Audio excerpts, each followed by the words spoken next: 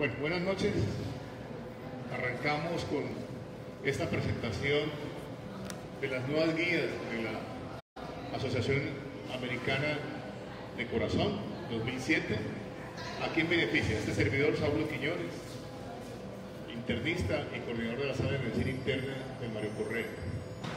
Siguiente. Tanto la Asociación Americana de Corazón como el Colegio Americano a veces hacen para el Instituto Nacional de Corazón, Pulmón y Sangre guías, dado el papel protagónico en las políticas de salud pública que tiene este instituto en los Estados Unidos. Bien. Es una guía densa, casi 480 páginas, 21 autores, 9 organizaciones académicas, más de 900 estudios, 15 secciones con 106 recomendaciones, para finalmente decir que la atención 140-90, que durante 2 décadas estuvo orientando el manejo de la hipertensión, no iba más, para ahora definir la hipertensión con más de 130-80. Estos valores quedaron definidos de presión arterial normal, menor de 120-80, presión arterial elevada, 120-29 y menor de 80 diastólica, que era parte del estado prehipertensivo del Comité Séptimo de Hipertensión que salió, hipertensión a partir de 130-39 con 80-89 diastólica y el estadio 2 mayor de 140-90. La cifra de 130-80, por supuesto, nos cogió de sorpresa a muchos que éramos prehipertensos, amanecimos hipertensos al día siguiente de haber sido publicado la guía. ¿Cuál es el impacto de esta decisión? Como la guía es para Estados Unidos inicialmente, 1 de cada 3 norteamericanos que eran hipertensos con el séptimo comité, ahora pasaron a ser hipertensos 1 de cada 2. Ellos plantean que se incrementa apenas el 14% de población de hipertensos, pero eso en 100 millones, en 200, en 1000 millones, es una población bastante grande. Por cohortes, en menores de 45 años se triplica, en mujeres se duplica, y un grupo de 55-75 años se convierte en hipertensos del 75%. Cohortes, por ejemplo, de 55 a 65, sin hipertensión, en el transcurso de la vida el 90% desarrolla la hipertensión, pero con esta nueva cifra el 100% son hipertensos. En Latinoamérica, varios países manejan cifras que van entre el 20 y el 30%. Colombia reporta una prevalencia del 23%. Y ya se imaginarán ustedes que en Latinoamérica seguramente duplicamos, apenas vamos a ver esos datos, la carga que va a sufrir nuestro precario sistema de salud cuando a estas alturas los pacientes tienen dificultades para que le entreguen medicamentos, para las citas oportunas con especialistas. Todo este incremento de pacientes pues va a ahondar un poco más la crisis que tiene el sector. Siempre se ha querido saber cuál es la cifra de hipertensión. Década de los 60 se manejaba 160, 110. Quienes tenemos un poquitico de años más en la medicina, hubo una época en que se hablaba de hipertensión pero sin cifras. Hace 20 años empezó a consolidarse la cifra de 140-90 y a partir del mes de noviembre aparecemos con 130-80. La presión arterial es una variable que depende de muchos factores y que en el mapa a veces uno registra cifras tan bajas como 90-50 hasta 150-100, una condición que hay que tener en cuenta para poder interpretar bien esos valores. Siguiente. En el afán de conocer cuál es la presión arterial ideal, la presión ideal terapéutica para el paciente hipertenso, la cifra meta, se han venido haciendo una cantidad de estudios. Este estudio SPRINT, que es un acrónimo de un ensayo de intervención para la presión arterial sistólica, plantea una hipótesis: tensión arterial sistólica menor de 120 frente a una tensión arterial sistólica menor de 140, a ver si los eventos cardiovasculares de desenlace fatal y no fatal eran menores en este grupo que llamaron grupo de terapia intensiva frente al grupo de menor de 140 que lo denominaron estándar. Más o menos 9.500 pacientes, 2010-2013, el estudio fue interrumpido a los 3.2 años porque fue evidente el menor número de complicaciones cardiovasculares en el grupo de terapia intensiva. Criterios de ingreso para el estudio: pacientes mayores de 50 años, tensión arterial sistólica entre 130 y 180, nunca se consideró la tensión arterial diastólica como parte del criterio de ingreso, y un riesgo de evento cardiovascular expresado por enfermedad clínica o subclínica, enfermedad renal crónica, con una tasa de filtración entre 20 y 60, riesgo mayor del 15% del estudio de Framingham, y pacientes mayores de 75 años. Criterios de exclusión. Los criterios de exclusión fueron menores de 50 años, paciente diabético, y lo resalto en rojo, enfermedad cerebrovascular, hipertensos severos, pacientes institucionalizados, pacientes con algún componente de demencia, riñón poliquístico en el tema renal, y falla cardíaca con fracción de eyección menor del 35%, alcoholismo, mala adherencia, embarazadas, etc. Casi 14 criterios de exclusión. Cuando uno ve en un estudio que hay tantos criterios de exclusión, lo que está sugiriendo es que no quieren afectar la hipótesis de trabajo. Eso es como cuando uno está en el apartamento con la novia y empieza a decirle a los amigos: vayan muchachos, que quiero quedarme solo. Ahí hay mala intención, pero yo pienso que de pronto aquí no la hay, pero sí es llamativo que la mayoría de criterios de exclusión lo que definen es una enfermedad ateromatosa en serio, y lo que se buscaba era defender que menores presiones arteriales sistólicas a un paciente con tanto factor de riesgo, pues realmente lo impactaron. Siguiente. Aquí está el sprint. El promedio de presiones, si ustedes ven, más o menos un poquitico por encima de 140 es sistólica, ¿ya? El promedio en el grupo estándar fue 134.5 y en el grupo de terapia intensiva 121. Realmente, cuando uno ve la composición por grupos, uno ve que realmente no había un hipertenso severo como tal. Los grupos fueron más o menos homogéneos. En el grupo estándar se ve una recarga de pacientes con enfermedad cardiovascular que necesariamente va a impactar los resultados. Siguiente. El endpoint, el punto final primario, que era infarto o síndrome coronario agudo sin infarto, ACV, falla cardíaca o muerte por evento cardiovascular y muerte por cualquier otra causa, realmente tiene descensos importantes que son estadísticamente significativos, y a los 3.2 años del estudio, cuando estaba proyectado a 5 años y más, pues se decidió suspender. Siguiente. Las conclusiones entonces de ese estudio SPRINT, que creo fue el estudio base para que la AJA en su guía plantea una nueva cifra, tiene esta conclusión. El grupo de terapia intensiva, que tenía tensiones arteriales sistólicas menores de 120, tuvo una reducción importante de eventos cardiovasculares y una mortalidad global del 25%, pero con una gran carga de eventos como efectos secundarios que fueron estadísticamente significantes con la terapia.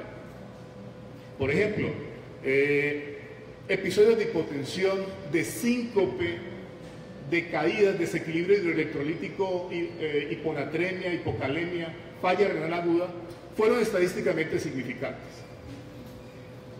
Realmente, cuando uno revisa cuál fue la naturaleza de la caída, no la puede uno identificar en el estudio. Y eso realmente riñe con la lógica.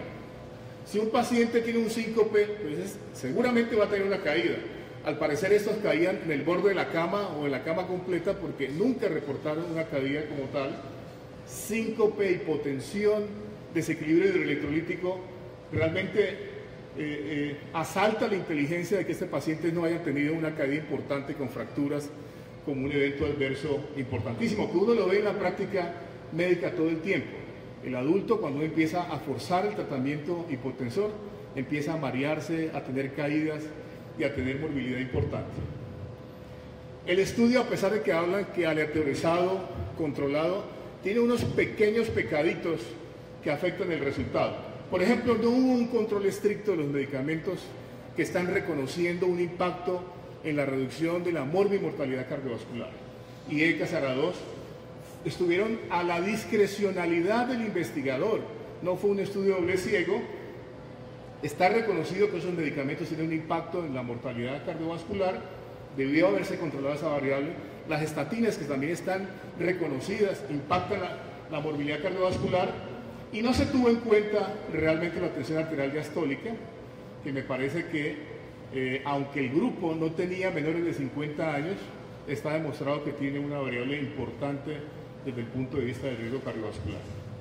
Solo para describir que textualmente el estudio, el New England Journal dice: lograr un objetivo de 120 milímetros de mercurio en la población general sería más exigente y demandaría más tiempo a los médicos, aumentaría los costos por más medicamentos y efectos secundarios, con más visitas a instituciones de salud. Esta es conclusión directa del estudio, como para no juzgar.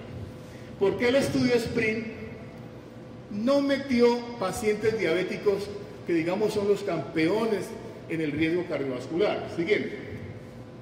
Porque había un estudio ACOR previo con tensión arterial sistólica menor de 120.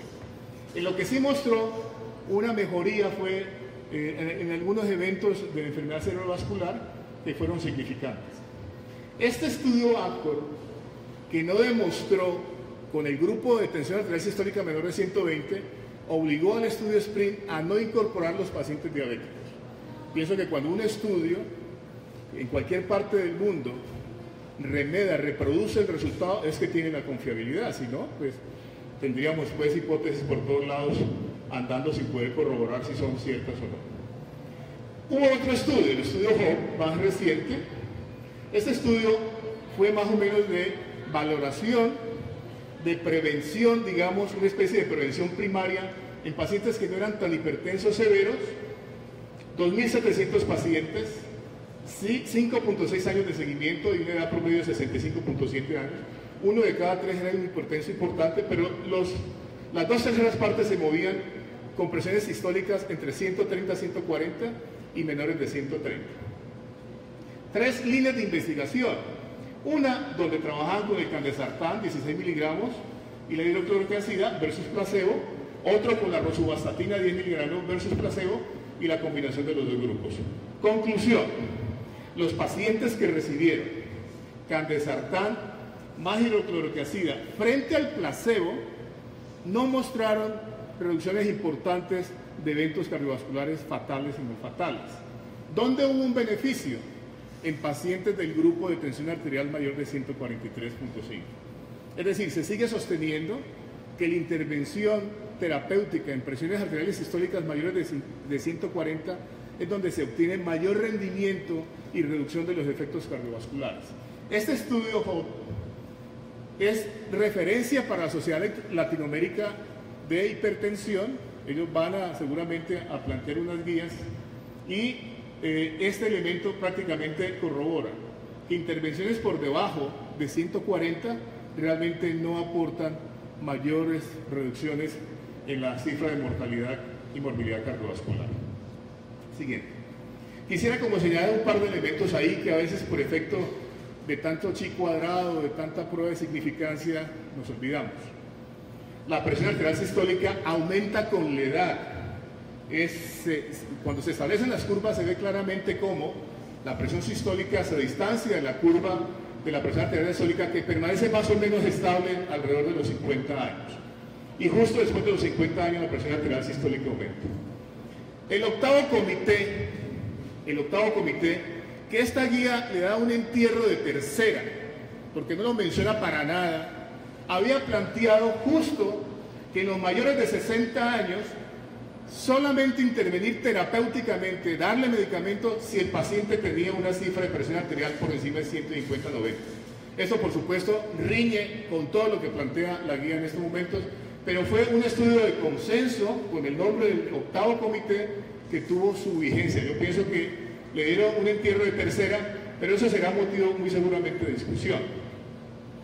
Otro elemento es la autorregulación. El cerebro garantiza la circulación, el flujo sanguíneo a sus neuronas, moviéndose entre sistólicas de 60, 70 a 150, 80. El paciente está ahí, llega choqueado a urgencias y uno alcanza a hablar con el paciente. ¿Qué le pasó? No, que estaba jugando con mi novia y me pegaron 2 puñaladas. Y en ese momento se desconecta el paciente. En ese momento bordeó el punto inferior de autorregulación donde ya no hay flujo sanguíneo al cerebro. Y por supuesto, en sistólicas más altas, pues el paciente se inunda y puede haber hasta sangrado. Y lo otro es la presión de pulso que nos olvida. La diferencia de la presión sistólica con la diastólica es el factor más agresivo del etéreo, el factor más heterogénico del componente vascular que siempre nos olvida. Uno puede tener un paciente 140-60 con tratamiento, tiene una presión de pulso 80, y puede tener un paciente 150-90 y uno dice que este paciente está peor, pero tiene una presión de pulso de 60 comparado al que tiene 80, que aparentemente está mejor. Este señor de 140-60 por su presión de pulso está haciendo más estragos esa presión de pulso en su organismo que el de 150. Yo diría que esos elementos, porque nos hemos dedicado solamente a revisar enfermedades y a manejar cifras. Y las cifras que plantea pues la guía es que seguimos manejando el concepto de hipertensión de presión arterial normal, menor de 120-80, ya se plantean algunas consideraciones de manejo para esa cifra, una presión elevada de 120-129 menor de 80, que era el estado prehipertensivo del séptimo comité, para el cual se habla de terapia no farmacológica. Valoración 13 meses. Aquí en esta cifra, donde al parecer no hay nada más que discutir, yo sí quisiera, por lo menos, que se empezara a pensar, si yo tengo un paciente con 125 de sistólica, 80 de diastólica, tiene enfermedad renal, ha tenido un infarto por bilipidemia, ¿qué hacer con él? La guía no aporta información sobre eso. Siguiente. El estadio 1 de hipertensión, que era el otro componente de estado prehipertensivo, 130, 139, 80, 89, definen que solo si hay riesgo cardiovascular expresado por el score que tiene la AJA, mayor de 10%, o si tiene una enfermedad cardiovascular definida, sufrió un infarto, tiene su stent, tiene falla cardíaca, hizo un evento cerebrovascular, tiene mayor de 140-90, con factores de riesgo, no, va a terapia no farmacológica, cambio en el estilo de vida y medicación. La pregunta es, pues si yo tengo 130-80 para definir hipertensión, pues ¿hasta dónde debo llevar ese paciente? ¿Cuál es la meta? En el Joint Committee 7 se planteó 140-90 de hipertensión, pero el diabético bájelo a 130-80. Aquí no queda claro hasta dónde debemos llevar el paciente cuando usted tiene el diagnóstico de hipertensión y necesita medicación. Paciente 135-85 tiene riesgo cardiovascular, decidí iniciarle medicamentos, ¿hasta dónde lo llevo? Hasta 120-80, que fue parte del estudio SPRINT que definió que ahí tenían menos riesgo de desenlaces cardiovasculares fatales y no fatales. Lo dejo en el grupo del estado prehipertensivo de 120 a 129. Simplemente la guía dice, bájelo a 130-80. Esa es la meta terapéutica. Pero uno arrancar un tratamiento en 132, 135, para dejarlo en 129-80, pienso que la guía ahí realmente se queda corta. Y define la siguiente. Define claramente que si el paciente es un hipertenso confirmado, tiene el riesgo cardiovascular más del 10%, tiene enfermedad cardiovascular definida, lo recomendado es menor de 130-80. Pero paciente hipertenso sin esos marcadores de riesgo cardiovascular, dice lo razonable es que se quede en 130-80. Siguiente. Ha habido de todo porque esa preocupación de saber cuál es la meta terapéutica del paciente hipertenso que no genere riesgo de morbilidad, que permita reducción de eventos cardiovasculares, realmente se ha trabajado. Alberto Sanchetti, un italiano, ha recogido un metaanálisis y realmente lo que se plantea es que sí, presiones arteriales bajas, más bajas, contribuyen a disminuir el evento cerebrovascular, más de accidente cerebrovascular que cardiovascular como tal. Y que no es tanto que bajemos a una meta específica, sino que reducir, por ejemplo, 10 milímetros de mercurio la presión sistólica y 5 la diastólica ya te reduce riesgo cardiovascular. Hay ensayos donde plantean que hay beneficios, pero no definen cifras de metas terapéuticas, sino simplemente que se redujo el riesgo a partir de haber bajado 10 milímetros de mercurio y 5 milímetros de la diastólica. Cosa que cuando uno ve en la guía la sustentación de por qué recomienda simplemente que la cifra menor a 130/80 sea la meta terapéutica del paciente hipertenso, deja entrever que el descenso de 10 milímetros de mercurio en el paciente de la sistólica es una buena meta a lograr para este tipo de paciente. Siguiente. Yo realmente cuando le pido a un estudiante que revisemos un tema de estos en que la AJA tiene guías, siempre me trae una guía europea y pienso que es por la facilidad de leer en español que en inglés. Yo realmente, pues por formación soy más cercano a las guías americanas, pero realmente hoy sí espero que la sociedad europea y la española de cardiología el próximo año, que es el tiempo donde ellos montan la guía, aparezca la guía, porque sí va a haber cambios y no creo que acepten de entrada ese 130/80 que se ha planteado de tajo por los americanos. Y ellos han manejado, tienen un score distinto, han manejado el tema del riesgo cardiovascular. ¿Qué es lo que plantea? La guía no dice, por ejemplo, que si usted tiene 128 de sistólica, tiene 80 de diastólica, que no amerita ningún tratamiento, pero el paciente tiene un infarto ya montado con un stent, tiene compromiso renal, si lo va a dejar sin medicación o no. Ellos lo que plantean es trabajar con el riesgo cardiovascular. Paciente con 120/80, pero diabético, renal crónico, coronario, con enfermedad cerebrovascular, pues plantea un paciente de riesgo muy alto que alguna intervención se tiene que tener. Entonces yo sí creo que por primera vez voy a esperar con ansiedad conocer las guías europeas en este componente, porque ellos tienen un score distinto al que establece la AJA para medir el riesgo cardiovascular y han manejado el tema de riesgo por comorbilidades, donde realmente lo que uno lee al final es, así usted tenga el paciente con diferentes cifras de tensión arterial, pero lo tiene en la categoría de riesgo muy alto, difícilmente usted puede controlar y sacar indemne a ese paciente de complicaciones futuras. Siguiente. Este es el caso que voy a colocar como en CMI, lo vamos a dejar ahí y la respuesta va a ser al final de la charla, pero es un paciente, 58 años, sufrió un infarto, dislipidémico, 2 tomas con diferencia de un mes, 135/85, hay gente que dice aún no han podido superar el golpe del 130/80 y se quedan quieticos. Usted decide tratarlo y su meta sería llevarlo a 130/80, 120/80, 125/80, 125/75, 120/75. Lo dejamos ahí entonces para que al final de la conferencia podamos concluir. La siguiente. Y quisiera no dejar pasar por alto Richard Horton, editor de la revista Lancet. El tipo hizo unos comentarios que pasaron desapercibidos por la comunidad médica, donde dijo que un gran porcentaje de los estudios y la producción de la literatura médica estaba sesgada y manipulada por la industria farmacéutica.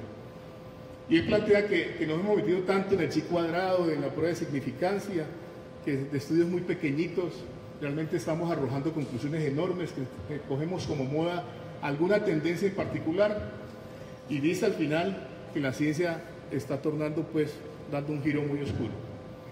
Y toma un elemento que me parece importante definir, y es que seguimos olvidándonos que tenemos que manejar enfermos y no enfermedades, y que el paciente es el único ahí en su condición, que es el que te va a permitir tomar la mejor decisión frente a todas estas guías, que como tal es una guía y no debe ser una camisa de fuerza. Si hay un tema jurídico de por medio, porque ya no dejarán llegar pacientes como el doctor Google, ahora es el que asesora todo, a decir, yo escuché que la presión más baja es mejor y yo ando en 130/85 y yo necesito que me baje esa presión arterial, ¿ya? Y ahí vamos a tener dificultades. El solo hecho de que un paciente de 78 o 79 años ya por su edad lo califique de riesgo mayor del 10%, ese paciente tiene ya necesidad de intervención terapéutica. Yo particularmente me resisto mucho al tratamiento tan agresivo del adulto mayor de 80 años, pretender llevarlo a 120, 80 presión arterial, con toda esa hemodinamia que tiene el paciente de sus aterosclerosis, endurecimiento arterial y todo. Yo pienso que eso va a tener un impacto.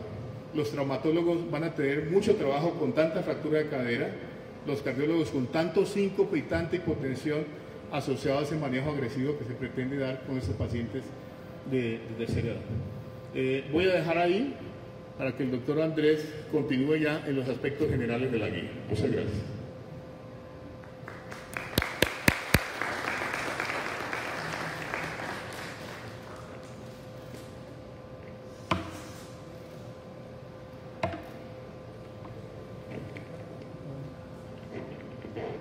Buenas noches. Yo creo que más abajito, más arriba, ¿no? Buenas noches. ¿Sí? Sí. Bueno, buenas noches. Yo voy a hacer el desarrollo de la guía. Ya el desarrollo temático, como viene la guía ARCA 2017 sobre el manejo de hipertensión. Bueno, ¿qué hace énfasis la guía? La guía hace énfasis en que se debe bajar la presión, la diastólica y la sistólica. Esa es la recomendación básica, la recomendación más fuerte. O sea, ya estudios han demostrado que entre más bajos están los niveles de presión sistólica y presión diastólica, el riesgo cardiovascular va a ser menor. Y ellos dan unos niveles, por ejemplo, lo ponen en este rango, dicen que con 20 milímetros de mercurio de presión sistólica o 10 milímetros de mercurio de presión diastólica, el riesgo cardiovascular es más bajo. Entonces dice que, es más alto, o sea incrementar la sistólica y la diastólica incrementa el doble el riesgo de muerte y de enfermedad cardiovascular. Esto lo más importante aquí es que la guía hace mucho énfasis en que tiene que ser la presión sistólica y la diastólica la meta de todo el tratamiento de hipertensión. No se escucha eso aquí. Dice que aquí no se escucha. Cójalo con la mano. En la camisa blanca le queda más cerca. Bueno, ¿y qué otro punto hace énfasis la guía? En que la mayoría de los pacientes hipertensos tienen condiciones crónicas, o sea, generalmente ellos vienen con otras comorbilidades. ¿Cuáles son esas comorbilidades? Dice que hay unas comorbilidades que son modificables, son unos factores de riesgo modificables y unos factores de riesgo fijos, pero relativos. Entonces, los factores de riesgo modificables son el fumar cigarrillo, la diabetes mellitus, la dislipidemia, la hipercolesterolemia, el sobrepeso y la obesidad, la inactividad física, la baja actividad y una dieta no saludable. Esos son los factores de riesgo modificables. Y los que son fijos o relativamente modificables son la enfermedad renal crónica, los que son fijos, o sea, esos factores de riesgo no son modificables. La enfermedad renal crónica, la historia familiar, o sea, que tengo un antecedente de hipertensión arterial, la edad, edad avanzada o un adulto mayor, un bajo estado socioeconómico o un bajo nivel educativo, el sexo masculino, la apnea del sueño y el estrés psicosocial. Bueno, en cuanto a esto, ellos hablan mucho de que se debe hacer énfasis en estos factores, o sea, buscar cuáles son los modificables, buscar cuáles son los fijos o relativamente modificables.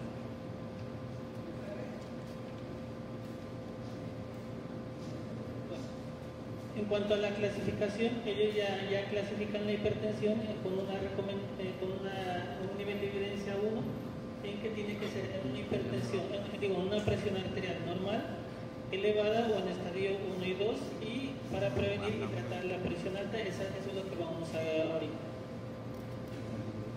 Entonces las cifras de presión normales que se dan ahorita son menos de 120 para la sistólica y menos de 80 para la diastólica, que se considera presión elevada, pero que es, lo que se llamaba antes la prehipertensión, ahorita se la considera entre 120 y 129 y menos de 80.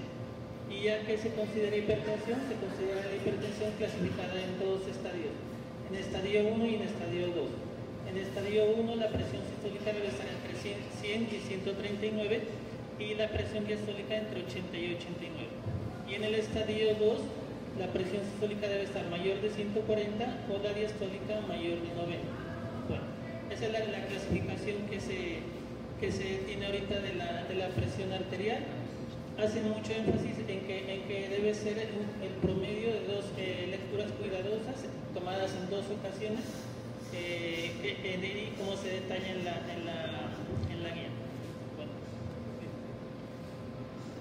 ¿Cuáles son las causas de la hipertensión? Entonces hablan que hay unas causas genéticas.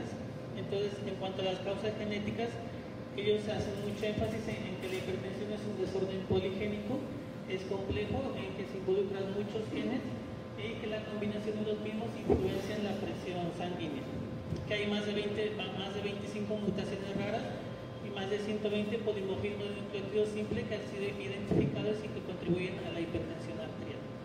Y como conclusión, ellos llegan que hay unas formas monogénicas ya bien identificadas de hipertensión, entre ellas el síndrome de Leeder, el síndrome de Gordon y el aldosteronismo remediable con glucocorticoides. ¿Y cuáles son los factores de riesgo ambientales? Los que ellos dicen, bueno, estos factores de riesgo predisponen a que la persona tenga hipertensión. Entre ellos tenemos el exceso de sodio, la baja ingesta de potasio, la baja ingesta de calcio, la baja ingesta de magnesio, una deficiencia de proteína vegetal, el sobrepeso y la obesidad, la inactividad física, el excesivo consumo de alcohol, y lo ponen en interrogación el estrés, porque se ha visto que el estrés en algunos casos sí influencia el desarrollo de hipertensión, pero en otros no hay como una conclusión evidente de que sea promotor de la hipertensión. Entonces ya en la guía se desarrolla cada punto por separado. Entonces, ¿qué hablan sobre el sobrepeso y obesidad? Dicen que hay dos estudios epidemiológicos, el Framingham Study y el estudio de salud de la enfermería, que han identificado una relación lineal entre el índice de masa corporal y los niveles de presión sanguínea. O sea, ya se ha identificado que entre más sea mayor el índice de masa corporal, más altos van a ser los niveles de presión sanguínea. Hablan ahí también que la obesidad puede ser responsable del 40% de los casos de hipertensión y del 78 al 65% de los casos de hipertensión arterial en hombres y mujeres en los dos estudios. Y muy importante es que cuando se reduce el peso, el riesgo de desarrollar hipertensión es igual al de las personas que nunca han sido obesas. Esa es una punto importante que hablan en los dos estudios, que si la persona logra reducir sus cifras de hipertensión, prácticamente, sus cifras de presión arterial, prácticamente el riesgo es bajo, ¿no? Que hablan de la toma de sodio. Dice que el sodio es un factor de riesgo independiente para elevar la presión sanguínea. Se sabe que el consumo excesivo de sodio aumenta el riesgo de enfermedad vascular cerebral, de enfermedad cardiovascular y de hipertensión arterial.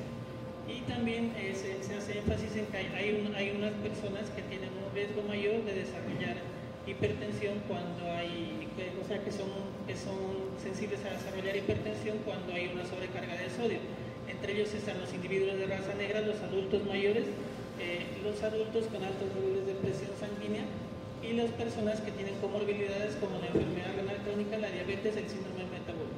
Esas son las personas más sensibles al consumo de sodio, más sensibles a subir la presión por el consumo de sodio. Y se sabe que también una relación de sodio-potasio más baja se ha asociado con niveles bajos de presión sanguínea. Se ha visto que cuando la relación sodio-potasio es menor de 0.5, los niveles de presión sanguínea son más bajos. Y que el potasio, dicen ellos, que tiene un efecto contrario al sodio y sus niveles elevados disminuyen la presión sanguínea. En cuanto a la actividad física, ellos demuestran dicen que hay estudios epidemiológicos que hay una relación inversa entre la actividad física, entrenamiento corporal y los niveles de presión sanguínea e hipertensión arterial. dice que una actividad física moderada ha sido asociada con cifras más bajas de presión sanguínea. En cuanto al alcohol, hay una relación directa entre el consumo de alcohol y la presión sanguínea que fue reportada en 1915. Entonces dice que el alcohol contribuye a la incidencia y la prevalencia de hipertensión arterial y que esta contribución depende de la cantidad ingerida. Se ha visto también que el alcohol tiene efectos benéficos en los niveles de lipoproteínas y que los altos consumos de alcohol disminuyen el riesgo de enfermedad arterial coronaria. Después de esto, la guía desarrolla la hipertensión secundaria. Lo ven importante porque se ha visto que la hipertensión secundaria corresponde al 10 al 15% de los casos de hipertensión. Entonces dicen que es una causa, primero que todo, remediable de hipertensión, que se encuentra en el 10% de los pacientes adultos y que cuando se logra determinar la causa y corregirla, prácticamente la presión arterial puede ser curada. Dice que la hipertensión primaria no es infrecuente que se manifieste antes de los 30 años en personas de raza negra. Ahí se habla de esto es porque uno de los criterios para sospechar hipertensión secundaria es que la persona lo inicia a una edad joven. Pero si la persona es de raza negra, probablemente la persona curse con una hipertensión primaria y no con una secundaria. Entonces hacen la salvedad de que se debe tener este punto en cuenta. Que si es una persona de raza negra y le inicia la hipertensión antes de los 30 años, probablemente no sea secundaria. Y que la hipertensión renovascular es más común en personas mayores. Entonces eso es importante, que la renovascular en mayores y la primaria o de la raza negra en pacientes jóvenes. Y aquí, ¿qué hacen ellos como recomendación? Dicen que debemos hacer un screening para la hipertensión secundaria cuando hay un examen físico o una indicación clínica que nos diga que la persona probablemente esté cursando con una hipertensión resistente. Y que cuando usted detecta, dice, una persona con hipertensión secundaria, lo más indicado es mandar a un médico con experiencia en esta forma de hipertensión para la confirmación diagnóstica y el tratamiento. Entonces, esto tiene una recomendación grado 1. Entonces digo, diles que es un nivel de recomendación grado 1, nivel 1. La clase 1 quiere decir que el beneficio es mucho mayor que el riesgo. El tratamiento es útil, benéfico y el tratamiento es de elección. ¿Y el nivel de recomendación 2B? Pues que ese sigue siendo el tratamiento pues indicado, que el beneficio sigue siendo mayor que el riesgo, pero no tan fuerte como la clase 1. Entonces, aquí importante es que si tiene una recomendación clase 1, prácticamente lo debemos aplicar. O sea, nosotros sí debemos buscar en los pacientes por medio del interrogatorio y el examen físico, encuentros físicos o clínicos que nos indiquen que si probablemente esté cursando con una hipertensión secundaria, tratarlo y diagnosticarlo.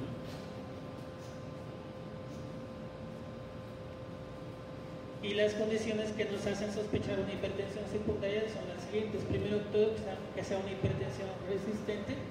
Segundo, que sea una hipertensión que sea de inicio abrupto o que inicie la hipertensión antes de los 30 años. Como les había dicho, en las personas de raza negra puede iniciar la presión alta antes de los 30 años y no ser una secundaria, sino primaria.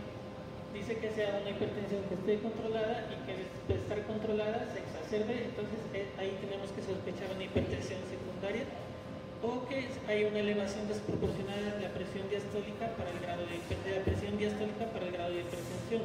También la hipertensión maligna acelerada o que la hipertensión diastólica sea de inicio en adultos. Recuerden que en los pacientes adultos, como dijo el doctor, ellos cursan más con hipertensión sistólica.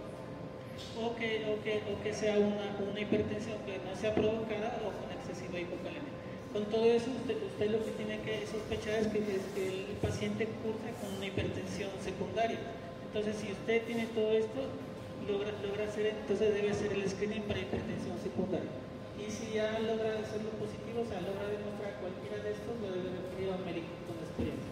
Eso es lo que dice la guía.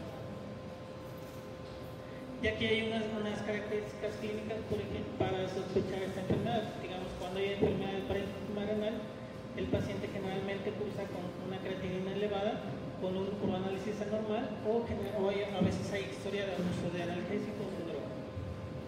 Cuando hay una hipertensión renovascular, generalmente es una hipertensión resistente, es una hipertensión de inicio abrupto o que se empeora o que es de difícil control.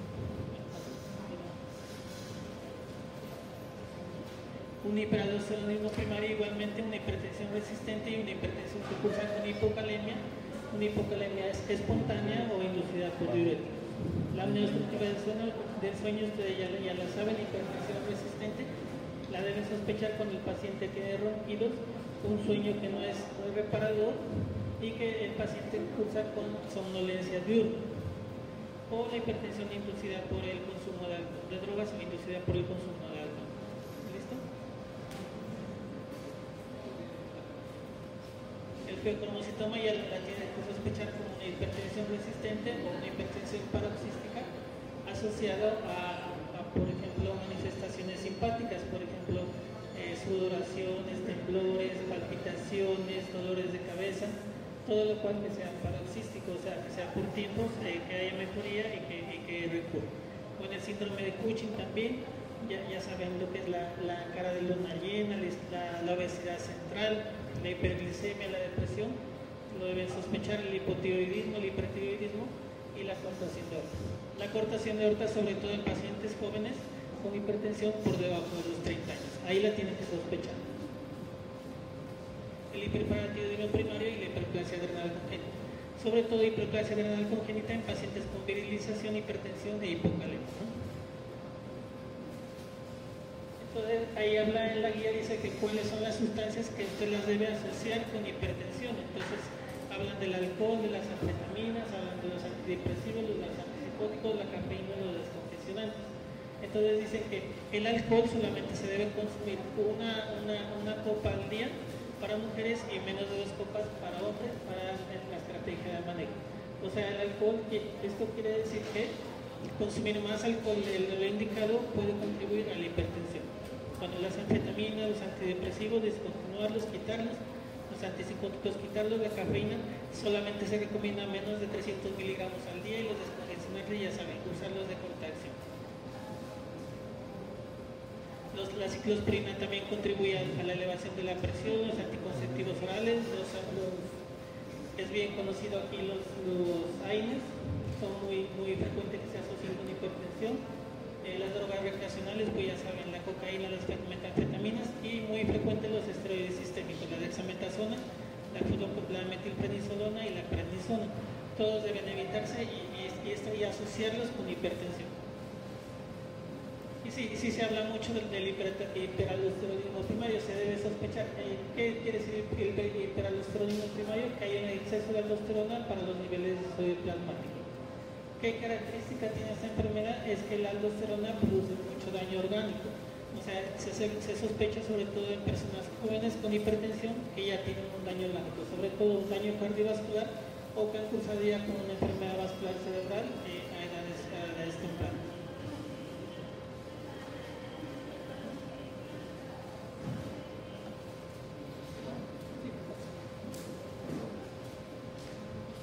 ¿Cómo se debe hacer el screening para el hiperaldosteronismo primario? Sobre todo cuando tenemos un paciente hipertenso y que en una tomografía o una resonancia magnética nuclear se haya descubierto un incidentaloma, ¿no?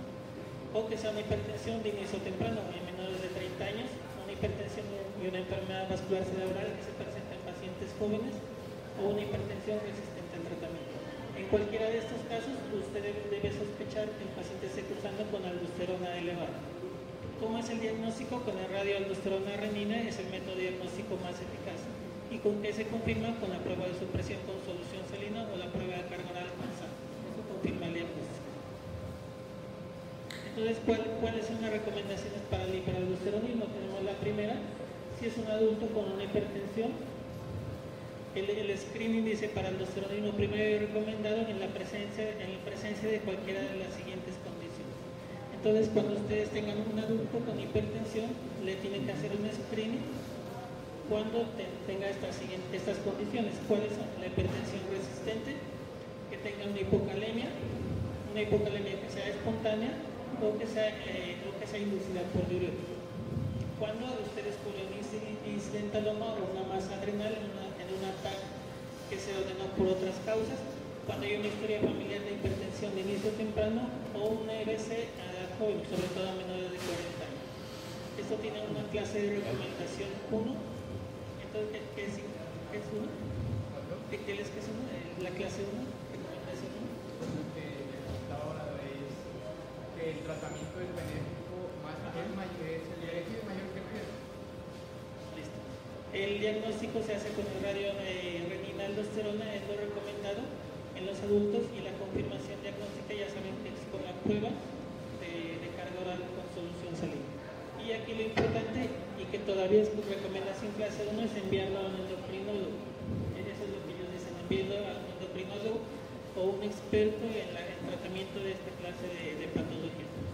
Eso es aquí importante para ustedes, es que todo tiene clase 1, recomendación clase 1. Es decir, ustedes lo tienen que aplicar, o sea, lo tienen que aplicar en sus pacientes. Si ustedes ven un paciente con hipocalemia e hipertensión, deben hacer la sospecha de que hay una hiperaldosteronismo primario. ¿Listo? Ahora sí, una de las segundas causas de las causas de hipertensión secundaria es la estenosis de arteria renal. ¿Cómo se define? Como el estrechamiento de arteria renal que produce restricción al flujo sanguíneo. ¿Cuáles son las causas? En el 90% de los casos es la arteriosclerosis y en el 10% de los casos es la displasia fibromuscular, que sobre todo se presenta en personas jóvenes y mujeres. ¿Cuál es el tratamiento? La terapia médica versus la terapia endovascular.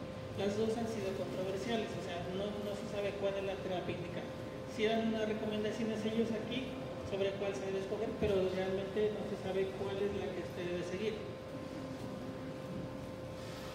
Entonces, como recomendación clase 1A, dicen que la terapia médica es recomendada para pacientes adultos con estenosis de arteria renal de tipo arteriosclerótica. Esa es la recomendación clase 1. Y cuando hay un paciente adulto con estenosis de arteria renal en quien la terapia médica no ha tenido efecto, es decir, su función renal continúa empeorando, la hipertensión se vuelve refractaria o hay una falla cardíaca intratable, o cuando la estenosis de arteria renal es de origen no arteriosclerótico, como se ve en la displasia fibromuscular, entonces es necesario referir al paciente a terapia de revascularización. Esa es la segunda recomendación, pero tiene un nivel de evidencia clase 2B. ¿Qué significa clase 2B? La clase 2B dice que el beneficio es mayor que el riesgo. El tratamiento es útil, pero no se conoce la efectividad del tratamiento. Ajá. Eso, por eso es que en este tratamiento es controversial. O sea, para la clase 1 dice sí, trátelo con terapia médica los que tienen arteriosclerosis, pero en la clase 2 dice no. Dice, si no responde, dice, trátelo con la terapia endovascular. Pero si es de tipo fibromuscular, tiene que tratar con terapia endovascular, pero con una recomendación clase 2B. Entonces no tiene como el nivel de evidencia tan fuerte como la primera recomendación. ¿Listo? Y aquí habla ya de las intervenciones no farmacológicas, la pérdida de peso, la dieta saludable, la toma de sodio baja, la toma de sodio y de potasio baja, el incremento de la toma de potasio. Entonces, con respecto a la pérdida de peso, ¿qué es lo que dice? Que la meta es bajar al peso ideal. O sea en hipertensión lo que le debemos recomendar al paciente es que se baje al peso ideal. Pero si él logra reducir al menos 1 kilogramo de peso, tiene también un buen beneficio. Entonces, ¿cuáles son los beneficios o el impacto? Dice que cuando es hipertenso el paciente baja 5 milímetros de mercurio la presión sistólica, y cuando es normotenso más o menos baja entre 2 y 3 milímetros de mercurio. Es decir, si el paciente logra bajar su peso a su peso ideal, prácticamente su presión sistólica disminuye 5 milímetros de mercurio. En cuanto a la dieta saludable, se hace mucho énfasis en una dieta rica en frutas, en vegetales, en granos totales y en una dieta baja en grasas, con un reducido contenido de grasa saturada. ¿Cuál es el impacto sobre la presión sistólica? 11 milímetros de mercurio. Es muy bueno, y en pacientes normotensos 3 milímetros de mercurio. Y en cuanto a la toma de sodio, ¿qué recomiendan ellos? Menos de 1500 miligramos al día de sodio, y un objetivo mucho más importante, menos de 1000 miligramos de sodio. El impacto de 5 a 6 milímetros de mercurio. Y la toma de potasio, una dieta alta en potasio con un objetivo más o menos de 3500 a 5000 miligramos al día de potasio. El impacto es más o menos 4 a 5